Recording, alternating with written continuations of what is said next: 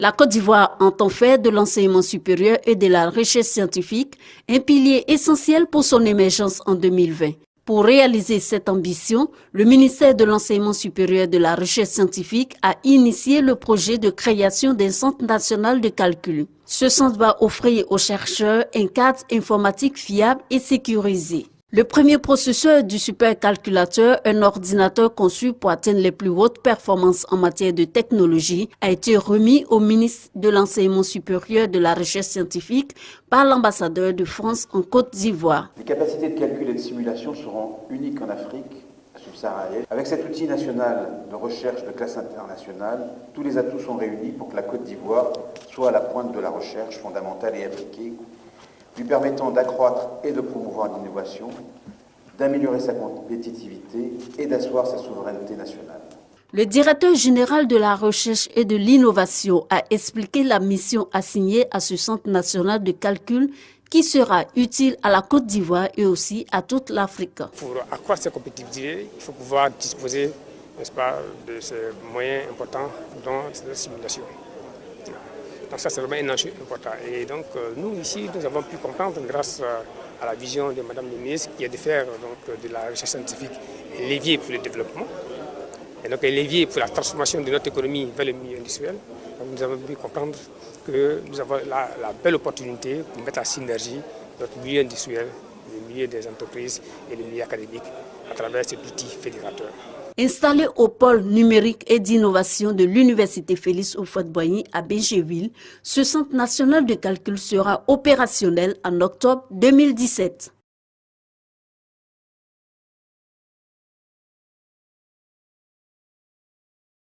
Ce centre de calcul répond donc à une préoccupation majeure de la communauté scientifique de Côte d'Ivoire exprimée depuis plusieurs décennies en matière de disposer d'un outil pour effectuer des simulations qui donc va leur permettre de mettre en œuvre l'ensemble de leur programme de recherche. Alors cette préoccupation elle a été portée à l'attention des autorités ministérielles et ensuite au niveau donc, des autorités gouvernementales. Ce qui a donc permis de voir l'aboutissement, grâce à la collaboration avec la France, de ce projet de centre de calcul, qui sera donc un des centres de calcul les plus performants de toute l'Afrique subsaharienne. Les enjeux, c'est donc permettre d'effectuer ce qu'on appelle le troisième pilier de la recherche, la simulation numérique. Vous savez, il y a une frontière digitale entre le Nord et les pays en développement. Et cette frontière digitale a une conséquence énorme sur la production scientifique du pays du Sud. Quand on fait les classes de performance des institutions de recherche au niveau international, la plupart des pays du Sud se retrouvent, excusez-moi du terme, à queue du peloton. Non pas parce qu'il n'y a pas de scientifique de qualité, mais c'est tout simplement parce qu'il manque d'infrastructures. Et parmi ces infrastructures, il y a cette capacité à disposer d'un outil de calcul. Donc c'est d'abord un premier enjeu. Le second enjeu, c'est d'abord un enjeu en termes de souveraineté. Vous savez, pour faire de la simulation, il faut disposer dans un premier temps de ce qu'on appelle les données. Et les données, c'est donc la signature de ce que vous avez. C'est donc le reflet de ce dont vous possédez. Les données détient la solution. Les données sont dans un premier temps analysées. Et pour faire cette analyse des données, il faut donc des moyens. C'est un calculateur. Ensuite, les données, on les fait parler. Qu'est-ce que ces données contiennent? Qu'est-ce que ces données veulent dire? Et qu'est-ce que ces données prédisent? Et cela, c'est également la simulation qui permet de le faire. Mais vous savez, ces données aussi sensibles que nous avons dans notre territoire sont souvent mises à la disposition des pays du Nord, qui sont quelquefois nos concurrents, à la fois scientifiques mais industriels. Et donc, sont souvent mis sur les calculateurs du Nord par le fait que nos chercheurs migrent vers ces structures, vont faire donc ces simulations qui reviennent. Donc du coup, ces pays disposent de toutes les informations qui vont donc leur permettre de faire à notre place les prédictions que nous-mêmes nous ne pouvons pas faire. Donc pour la question de souveraineté, c'est important. En termes de propriété intellectuelle, vous savez, il faut être rapide dans la publication scientifique. Et pour être rapide dans la publication scientifique, si vous avez un résultat, il faut assez rapidement le transformer, n'est-ce pas, en opportunité réellement commerciale. Là, à ce niveau également, nous avons une opportunité pour accroître la compétitivité de nos entreprises qui pourraient donc s'appuyer sur ces résultats.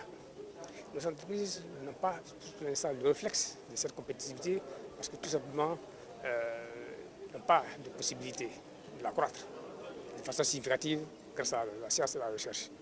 Mais vous convenez avec moi que quand même, pour accroître cette compétitivité, il faut pouvoir disposer, n'est-ce pas, de ces moyens importants dans cette simulation. Nous, ici, nous avons pu comprendre, grâce à la vision de Mme la ministre, qui est de faire donc, de la recherche scientifique un levier pour le développement, et donc un levier pour la transformation de notre économie vers le milieu industriel. Donc, nous avons pu comprendre que nous avons la belle opportunité de mettre en synergie notre milieu industriel, le milieu des entreprises et le milieu académique à travers cet outil fédérateur. Voilà. Et vous savez, il est fédérateur non seulement pour les grands groupes, les parties prenantes de ce système, mais il est également fédérateur pour toutes les sciences et donc transversal. Il est d'une application importante pour le secteur d'agriculture, pour lequel il y a vraiment d'immenses possibilités, de potentialités énormes. Il est également important pour le secteur des mines et de l'énergie, très important également pour le secteur de la santé, important pour le secteur, n'est-ce pas, des infrastructures, sur la durabilité, sur les matériaux, c'est une chose donc, qui est vraiment centrale. Dans le domaine de l'agriculture, qui est vraiment un domaine d'une très haute priorité pour notre État et pour notre économie. Vous savez, grâce donc, à ces simulations qui peuvent être faites dans ce secteur, on pourrait donc prédire les rendements, accroître les rendements et donc accroître significativement notre PIB, n'est-ce pas, dans ce secteur. Il y a également le secteur des mines et de l'énergie, qui sont donc des secteurs très importants pour notre économie également, mais qui vont donc pouvoir bénéficier des simulations qui sont donc faites. Et donc, ça permet donc d'anticiper, de prédire, de prévoir, d'identifier des zones potentielles, n'est-ce pas, d'accélérer même la détermination de ces différentes zones sur le territoire ivoirien, mais comme dans l'océan.